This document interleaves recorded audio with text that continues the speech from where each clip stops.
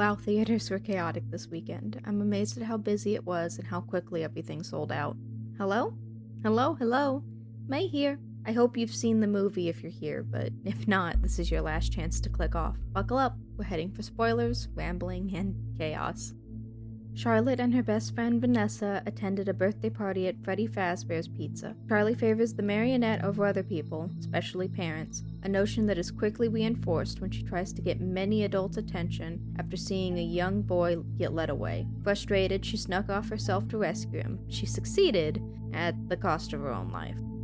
3 major things are addressed in the next few scenes. Vanessa is desperately haunted by her past. There's a Faz Fest coming up, and Abby has an upcoming science fair for her robotics class the same night as the festival. While Mike and Vanessa are totally not on a date, Abby returns to the pizzeria from the first movie, finding that the animatronics, and thereby her friends, are mysteriously gone. Mike allows her to take a fast talker as something of a consolation prize. As they're leaving, Mike spots and takes a flyer that brings him into contact with Charlotte's dad, Henry. Seemingly that night, a group of ghost hunters is led around the original pizzeria where Charlie was killed, by Michael, each of the hunters meeting horrible ends.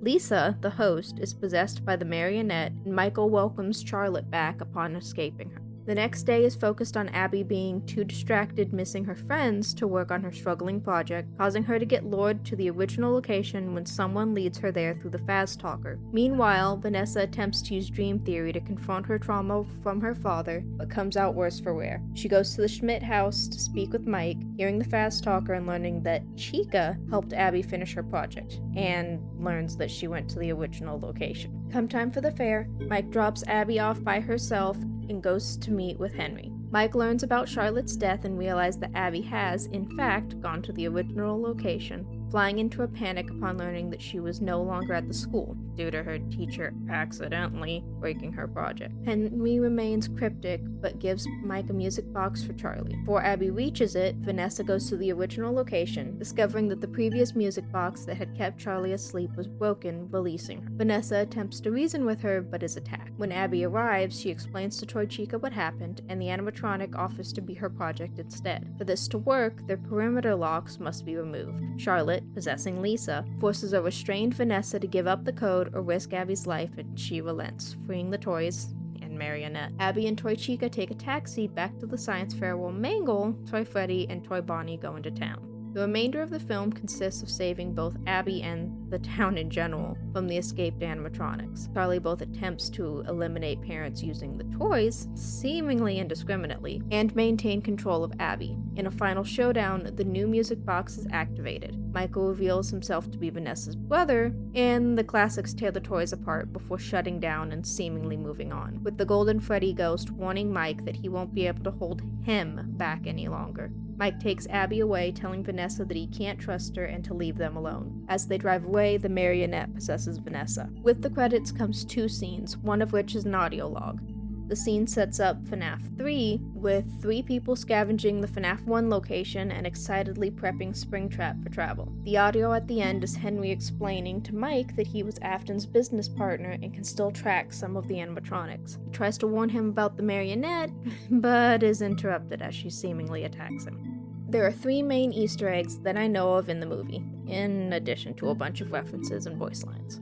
The first is the flashback arcade machines, which reference 2 Fanverse games, Candies and Pop Goes. The second is found in Vanessa's Dream Theory nightmare, where Circus Baby, seemingly with green eyes, is found in Afton's workshop. The third happens when Mike is in the original office. In a very literal blink and you'll miss it, I did, 1-second cameo, Shadow Bonnie, no, I'm not saying his government name, appears in his usual place. Though not quite an Easter egg, I will note here that like the first movie mirrors the Silver Eyes, this one does the same with the Twisted Ones.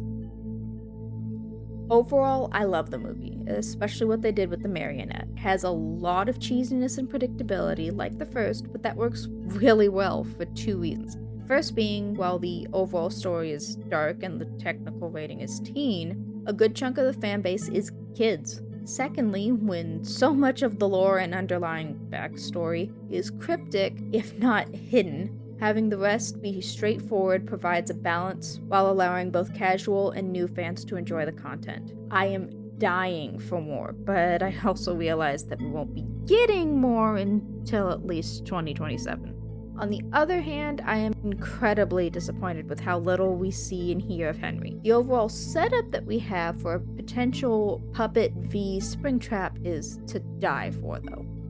Okay, time for the meat and potatoes of the video. It's theory crafting time. Firstly, I believe that our third and what I expect to be a trilogy will in some way mirror the fourth closet, and I suspect that's why Circus Baby was introduced 3-ish stories early, as she might come into play, whether or not Elizabeth exists in this timeline.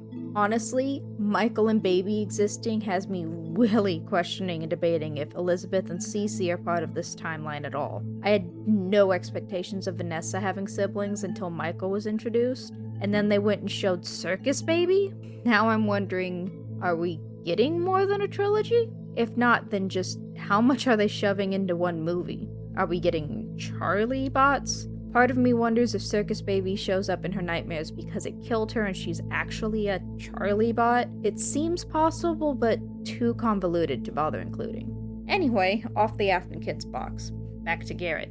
I really genuinely think that we will, and should, get his storyline wrapped up in the next movie. Part of me is convinced that Garrett was not only kidnapped, but seemingly sought after rather than killed because he was needed alive. I've been expecting him to show up as an Afton since I started watching the FNaF 1 movie the first time. Honestly, I suspected that he'd be Michael, but with Michael's introduction, I am questioning if Garrett's Cece. I thought it was a possibility before, but it feels like he should have shown up.